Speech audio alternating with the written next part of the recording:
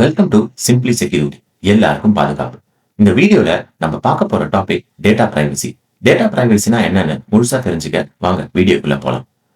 உதாரணத்துக்கு இப்ப நம்ம ஒரு துணி கடைக்கு போறோம்னா அங்க நமக்கு பிடிச்ச துணி எல்லாம் செலக்ட் பண்ணி பில் கவுண்டர்ல பே பண்ணும்போது அங்க இருக்கிறவங்க நம்மளோட மொபைல் நம்பர் கேட்பாங்க.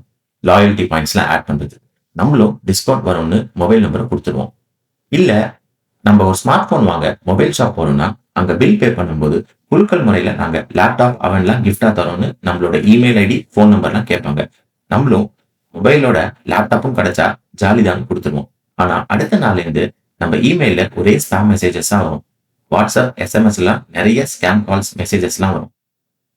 ஒரு நிமிஷம் நம்ம எல்லாரும் பொறுமையா யோசிச்சு பார்க்கலாம். இந்த மாதிரி ஸ்கேம் கால் மெசேஜஸ்லாம் ஏன் நமக்கு வருதுன்னு. அதுக்காக நாங்க யாரும் நீங்க வாங்கின கடையை பத்தியோ இல்ல கடையில வாங்கின பொருள் மீதோ தப்பு சொல்லலைங்க. நம்ம எல்லாருக்கும் நம்முடைய டேட்டா எவ்வளவு முக்கியம்னு தெரிஞ்சுக்கணும். அதுக்கு முதல்ல பர்சனல் டேட்டானா என்னன்னு தெரிஞ்சுக்கணும். பர்சனல் டேட்டானா என்ன? ஒரு மனிதன் டைரக்டாவோ இல்ல இன்டைரக்டாவோ அடையாளம் காண வைக்கிற இன்ஃபர்மேஷன் தான். Phone number, email, date of birth, Aadhaar, location இது எல்லாமே ஒரு தனி மனிதனோட அடையாளம் தான். அப்போ டேட்டா பிரைவசினா என்ன?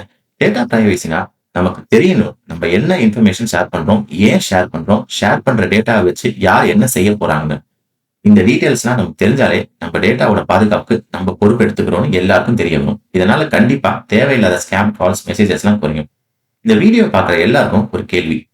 எந்த இடத்துல உங்க பர்சனல் நம்பரை கொடுக்கறதுக்கு நீங்க ரொம்ப ஆபத்தா இருக்குன்னு நினைக்கிறீங்க? ஆப்ஷன் ஏ ட்ரெஸ் கடையில, ஆப்ஷன் பி மால்ல, ஆப்ஷன் சி வாட்ஸ்அப்ல ரேண்டம் சர்வே கிளிக் பண்ணும்போது, option D all the above. உங்களோட ஆன்சரை கமெண்ட் செக்ஷன்ல ஷேர் பண்ணுங்க. அடுத்த வாரம் ஒரு புது தலைப்போட உங்களை சந்திக்கிறோம். நன்றி, வணக்கம்.